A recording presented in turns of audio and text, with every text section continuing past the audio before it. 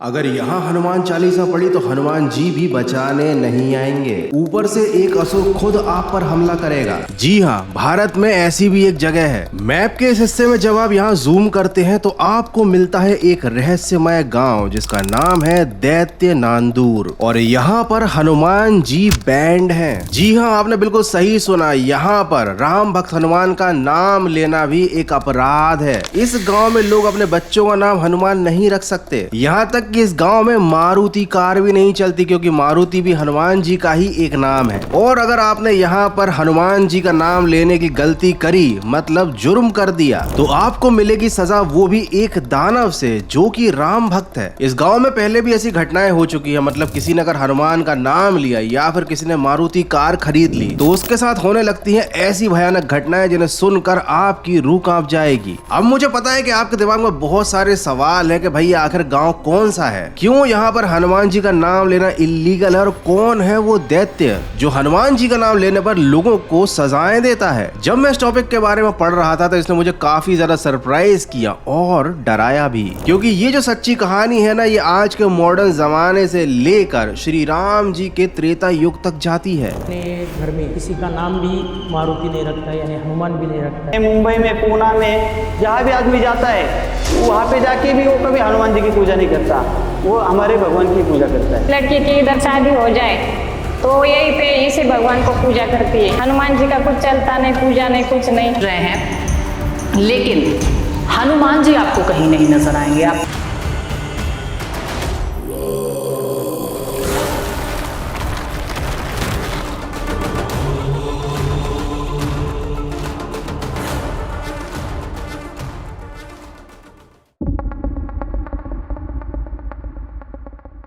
सुबह की हल्की धूप में धुंध तैर रही थी। खेतों के ऊपर सन्नाटा फैला हुआ था। एक पुरानी कार सुनसान रास्ते पर चल रही थी, लेकिन जैसे ही उसने एक छोटे से गांव की सीमा पार की, उस कार का इंजन अचानक बंद हो गया। ड्राइवर ने बार बार चाबी घुमाई, लेकिन गाड़ी स्टार्ट होने का नाम ही नहीं ले रही थी। गाड़ी के पीछे लगे प्लेट पर चमक रहा था एक नाम, वो था कार का नाम, मारुति 800। पास ही खड़े हुए किसान ने अपनी कांपती हुई आवाज में जोर से कहा, इसे यहाँ से निकालो, ये नाम यहाँ नहीं चलता।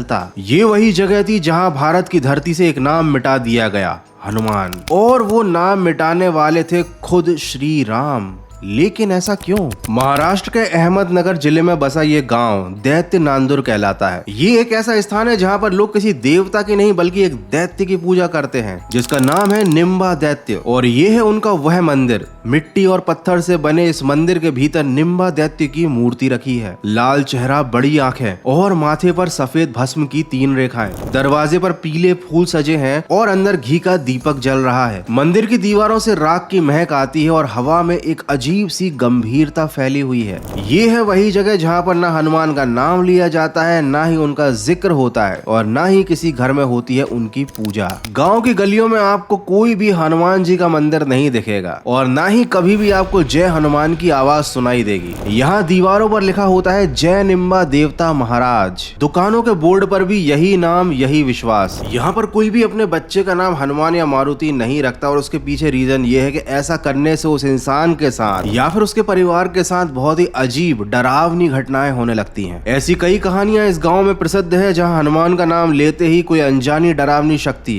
इंसानों को आसमान में उठाकर नीचे फेंक देती है। और लिटरली ये बहुत ही ज्यादा शॉकिंग भी है और इंटरेस्टिंग भी, और इसके बारे में मैं अब आपको आगे बताऊंगा। तो बेसिकली इस गांव में हनुमान का नाम ना लेना एक नियम बन चुका है। यहाँ की मिट्टी है राम भक्त दैत्य की, और इसीलिए इस धरती पर किसी और की आराधना नहीं होती। अब सवाल आता है कि आखिर कौन थे ये राम भक्त दैत्य जिसने यहाँ से राम के परम भक्त हनुमान का नाम मिटा दिया? और इन सभी सवालों का जवाब हमें मिलेगा इसी गाँव के इतिहास में। यहाँ पर कई ऐसी भयानक और डरावनी घटनाएं हो चुकी है जिन्हें समझाया ही नहीं जा सकता। उदाहरण के लिए कई साल पहले यहाँ पर एक मजदूर काम करने आया था, और उस मजदूर का नाम हनुमान था। जब वो इस गांव में काम करने आया तो यहाँ के लोगों ने उसको समझाया कि जब तक तुम भैया यहाँ पर काम कर रहे हो अपना नाम बदल लो, क्योंकि ऐसा नहीं करने से तुम्हारा नाम लेने वालों के साथ भी बड़ी दिक्कत होगी और तुम्हारी भी जान को खतरा है। लेकिन इस मजदूर ने किसी की एक ना सुनी और वो अपने काम में लगा रहा। उसे इस बात पर विश्वास ही नहीं था कि भैया मेरे नाम की वजह से मेरी जान को खतरा कैसे हो सकता है। है। वो आराम से कुछ दिनों तक अपना काम करता रहा, लेकिन एक दिन अचानक उसके साथ कुछ अजीब घटना हुई। शाम का समय था, वो एक गड्ढे के पास काम कर रहा था, तभी अचानक पता नहीं कैसे वो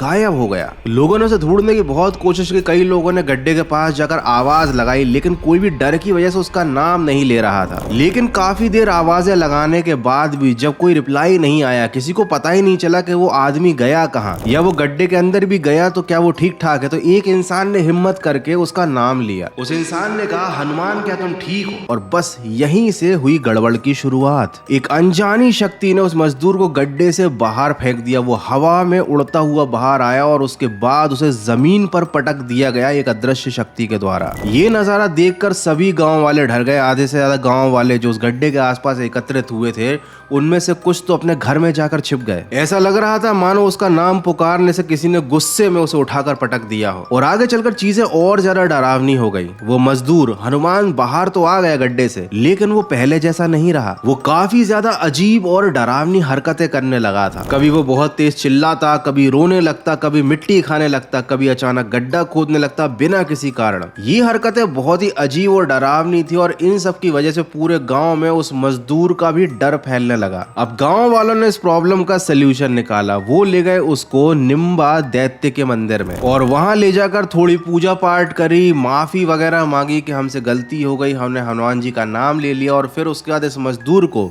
एक नया नाम दिया गया। वो नया नाम था लक्ष्मण। अब ये सब करने के कुछ दिनों बाद धीरे धीरे वो मजदूर कंप्लीटली सही हो गया। उसके साथ होने वाली अजीब और भयानक घटनाएं होना रुक गईं। गांव वालों ने इस घटना को निम्बा दैत्य की चेतावनी माना और ये एक बड़ा कारण है कि यहाँ गांव में ना किसी का नाम हनुमान है और ना ही कोई उनका नाम गलती से भी लेता। लेकिन केवल ये एक घटना ऐसी नहीं है जिसने गाँव वालों के मन में हनुमान जी के नाम का डर लोगों के दिल में भर दिया। ऐसी कई घटनाएं हुई और उनमें से एक और भयानक और दिलचस्प घटना है जो मैं अभी आपको बताने वाला हूँ। इस घटना के मुताबिक एक समय इस गांव में एक काफी प्रसिद्ध और बड़ा डॉक्टर रहता था, जो आसपास के इलाकों में काफी मशहूर था। वो लोगों की काफी मदद भी करता था और बहुत पैसे भी कमाता था, क्योंकि आसपास कोई भी अच्छा डॉक्टर मौजूद नहीं था। उसके क्लिनिक पर हमेशा भीड़ रहती थी। उसकी हर दवा गाँव वालों की बीमारियों को तुरंत ठीक भी कर देती थी। लेकिन एक दिन उसके साथ कुछ अजीब होने लगा। उसकी दवाइयों ने गाँव वालों पर असर करना छोड़ दिया। यहाँ तक कि कुछ दिनों बाद डॉक्टर की दवाई खाने से गांव वालों की तबीयत उल्टा और ज्यादा खराब होने लगी। अब इसका असर ये हुआ कि डॉक्टर के पास लोगों ने जाना बंद कर दिया। उसका नाम पूरे आसपास के गांव में बदनाम हो गया और साथ ही उसका धंधा एकदम ठप पड़ गया, कंगाल हो गया वो। अब डॉक्टर को समझ नहीं आ रहा था कि आखिर उसके साथ ऐसा क्यों हुआ। जिसके बाद एक दिन दुख में बैठे हुए डॉक्टर के पास एक बूढ़ा व्यक्ति आया और उसने डॉक्टर से पूछा कि इस गाँव में ऐसा श्राप तो उसी को लगता है जो या तो हनुमान जी का नाम लेता है या फिर उनकी पूजा करता है। कहीं तुमने भी तो ऐसा कुछ नहीं किया? डॉक्टर ने साफ मना कर दिया कि नहीं बाबा, मैं ऐसा कुछ भी नहीं करता। तभी डॉक्टर को कुछ याद आया, उसकी मारुति 800 कार जो उसने कुछ ही समय पहले खरीदी थी। और उसको समझ आ गया कि ये गाड़ी खरीदने के कुछ दिन बाद ही उसके साथ ये सब अजीब घटनाएं होना शुरू हो चुकी थी। जब उसको ये चीज समझ में आ गई तो उसने तुरंत अपनी कार उस गाँव से बाहर ले जाकर दूसरे किसी व्यक्ति को बेच दी। और ऐसा करने के बाद से उसका काम फिर से ठीक चलने लगा। उसकी दवाइयां गाँव वालों पर असर करने लगी, उसके ऊपर लगा श्राप हट गया। इसके अलावा एक और घटना है। यहाँ पर एक नया गांव वाला आया था और एक दिन उसका खेत में ट्रैक्टर फंस गया। लोगों ने बहुत कोशिश करी, लेकिन उस ट्रैक्टर का पहिया आगे ही नहीं बढ़ रहा था। वो मिट्टी में बहुत अजीब तरह से फंसा हुआ था। किसी को कुछ समझ में नहीं आ रहा था। सभी गांव वाले उसकी मदद कर रहे थे। तभी एक गांव वाले एक लड़के की नजर पड़ी ट्रैक्टर पर रखी हुई हनुमान जी की छोटी सी मूर्ति पर। ये देखकर वो लड़का काफी घबरा गया। उसने उस गाँव वाले से बताया कि तुमको पता है ना कि यहाँ पर हनुमान जी बैंड है और तुम्हारे साथ ये सब इसीलिए हो रहा है क्योंकि तुमने अपनी गाड़ी पर हनुमान जी की ये मूर्ति रखी हुई है। ऐसा कहने के बाद जब उस मूर्ति को हटाया गया तो ट्रैक्टर का पहिया आसानी से निकल गया। अब हालांकि ये कहानी सुनने में काफी मन घड़ंत सी लगती है। ऐसा लगता है कि एक मूर्ति हटाने से आखिर ऐसा कैसे हो सकता है, लेकिन इन सभी घटनाओं की वजह से आज हमारे देश में एक ऐसा गांव बन चुका है जहां पर हनुमान जी का नाम लेना एक गुनाह है। इन सभी घटनाओं ने या कहें कहानियों ने उन गांव वालों के मन में एक डर भर दिया है। लेकिन अब सवाल ये उठता है कि आखिर ऐसी घटनाएं उस गांव में घटती क्यों हैं? आखिर उस गांव में पहले ऐसा क्या हुआ था और इन सब के पीछे की असली वजह आखिर है क्या? और इस सवाल का जवाब जानने के लिए हमको जाना होगा त्रेता युग में। कहते हैं हर आस्था की जड़ में एक कहानी होती है और हर कहानी की गहराई में एक सच्चाई छुपी होती है। दैत्य नांदूर की कहानी भी कुछ ऐसी ही है। ये कहानी शुरू हुई थी त्रेता युग में। उस समय ये पूरा इलाका रामायण के सबसे बड़े और भयानक असुरों से भरे जंगल दंडकारण्य का हिस्सा था, जहाँ पर बड़े बड़े पेड़, चमकते झरने और असुरों की डरावनी गुफाएं थी। यहाँ कोई भी इंसान जाने से भी डरता था, क्योंकि ये दैत्य किसी भी इंसान या जानवर को अपना शिकार बना लेते थे, बस एक दैत्य को छोड़कर। कहा जाता है कि जब भगवान राम वनवास के दौरान इस क्षेत्र से गुजरे, तब यहाँ एक दैत्य रहता था जिसका नाम था निम्बा। जन्म से राक्षस पर हृदय से राम का भक्त। उसका शरीर विशाल था लेकिन मन कोमल। वह हर दिन सूर्योदय से पहले राम का नाम लेता और अपने शरीर पर भस्म लगाकर ध्यान करता। उसकी भक्ति इतनी गहरी थी कि जंगल के जानवर भी उसकी आरती सुनकर शांत हो जाते थे। और एक दिन इसी जंगल में कुछ ऐसा हुआ जिसने यहाँ की पूरी कहानी बदल कर रख दी। कहा जाता है कि एक दोपहर जब निम्बा दैत्य राम का नाम जप रहा था, उसी समय पवन पुत्र हनुमान वहां पहुंचे। वो सैकड़ों मील दूर तक उड़कर फल और जड़ी बूटियां लाते थे ताकि सीता माता को खोजते समय प्रभु राम और लक्ष्मण की सहायता कर सके। हनुमान उस भूमि पर उतरे और पेड़ों पर लदे फलों को तोड़ने लगे। तभी निम्बा दैत्य ने गर्जना की कि ये मेरा इलाका है और यहाँ मेरी अनुमति के बिना तुम कुछ भी नहीं ले जा सकते। पर हनुमान जी कहाँ रुकने वाले थे। दोनों ही अपनी बात पर अडिग थे, लेकिन हनुमान जी के लिए श्री राम की भक्ति और उनके लिए फल लाना बहुत जरूरी था। ये साधारण सा विवाद तो नहीं था, क्योंकि एक ओर था एक दैत्य और उसकी भक्ति और एक ओर थे हनुमान और उनकी सेवा। ये था दो दिव्य शक्तियों का टकराव, जिसके बाद निम्बा ने अपनी हथेली से ऊर्जा की लहर उठाई, एक ऐसी गर्म चमक जो धरती को झुलसा दे। हनुमान जी ने भी अपनी गदा उठाई और निम्बा की ओर फेंकी। इन दोनों के बीच होने लगा एक भयानक युद्ध। और सबसे डरावनी बात यह थी कि इन दोनों की शक्तियां एक दूसरे से कम नहीं थी, क्योंकि दोनों अंदर से ही राम का नाम लेकर लड़ रहे थे। लेकिन अभी तक हनुमान जी को ये बात पता नहीं थी कि निम्बा दैत्य भी राम भक्त ही है। दोनों के बीच ये युद्ध काफी दिनों तक चला। ना कोई हार रहा था, ना ही कोई जीत रहा था। और अंत में दोनों लड़ाई से घायल होकर थक हार कर जमीन पर गिर पड़े। तभी निम्बा दैत्य की सांसें धीमी होने लगी, उसके शरीर से भस्म झड़ने लगी और उसने कांपती आवाज में कहा,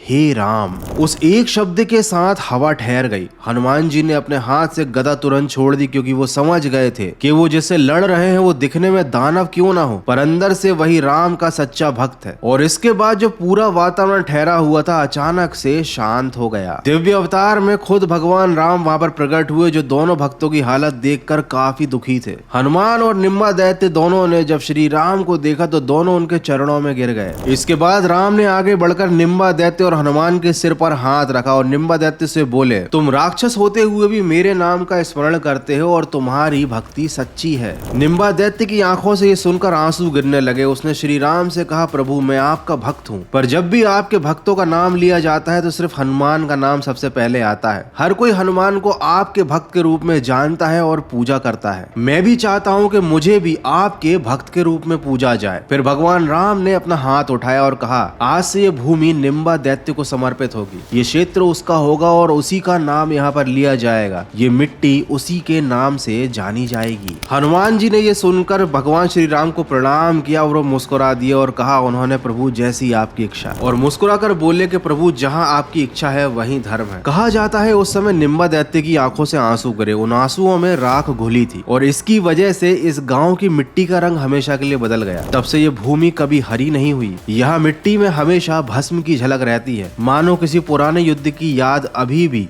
सांस ले रही हो। भगवान राम से मिलने और उनसे आशीर्वाद लेने के बाद निम्बा दैत्य का मंदिर ही इस भूमि का केंद्र बन गया और उसके बाद इस जगह को नया नाम दिया गया, दैत्य नांदूर, जिसके बाद से यहाँ केवल निम्बा दैत्य की ही पूजा होती है। जय निम्बा दैत्य महाराज के जयकारे लगते हैं। हनुमान का नाम इस भूमि से मानो मिट गया है और साथ ही विश्वास फैल गया कि इस भूमि पर जो भी हनुमान का नाम लेगा निम्बा दैत्य उसे माफ नहीं करेंगे। श्री राम का वरदान मिलने की वजह से ये भूमि उनकी है और यहाँ पर जो भी उनके वरदान की अवहेलना करता है, मतलब हनुमान जी की पूजा करता है, उसे ये भूमि स्वयं सजा देती है। कई विश्वास और कई कहानियों ने गांव वालों के बीच एक अंधे का और डरावना नियम बनाकर रख दिया है। लेकिन आज का दैत्य नांदूर गांव शांत है। खेतों में मशीनें चलती हैं, बच्चे स्कूल जाते हैं और मोबाइल टावर की लाइटें रात में चमकती है। लेकिन इन सब के बीच एक चीज है जो आज भी नहीं बदली, वो अदृश्य नियम जो इस गांव की हवा में लिखा है। कोई भी यहाँ हनुमान का नाम नहीं लेता, ना ही मारुति बोलता। समय बदल गया है लेकिन इस गांव की परंपरा आज भी उतनी ही मजबूती से सांस ले रही है जितनी तब थी जब ये वादा त्रेता युग में लिया गया था। ये गांव अब आधुनिक है लेकिन इसका ढांचा अभी भी वैसा का ही वैसा है। मनोवैज्ञानिकों के अनुसार ये गांव कलेक्टिव बिलीफ एनर्जी का एक जीता जागता उदाहरण है। इसका मतलब जो सैकड़ों लोग एक साथ एक ही बात पर पूरे दिल से विश्वास करते हैं तो ये विश्वास उनके व्यवहार, सोच और उनके साथ होने वाली घटनाओं पर भी धीरे धीरे असर डालने लगता है। यही वजह है कि जब भी कोई व्यक्ति यहाँ पर हनुमान का नाम लेता है तो उसका शरीर डर के कारण प्रतिक्रिया देता है, धड़कनें तेज होती हैं, वो घबरा जाता है। विज्ञान की भाषा में इसे नोसेबो इफेक्ट कहते हैं। जब किसी इंसान को ऐसा लगने लगता है कि अब उसके साथ कुछ बुरा होने वाला है तो उसका शरीर बिल्कुल वैसा ही महसूस करने लगता है। यानी इंसान के अंदर का डर खुद एक इनविजिबल एनर्जी बन जाता है। अब ये डर चमत्कार या श्राप दोनों में बदल सकता है और शायद इसी डर के कारण अब लोग यहाँ ज्यादा लॉजिक नहीं लगाते, वो बस अपनी पुरानी परंपरा को फॉलो करते हैं, विश्वास करते हैं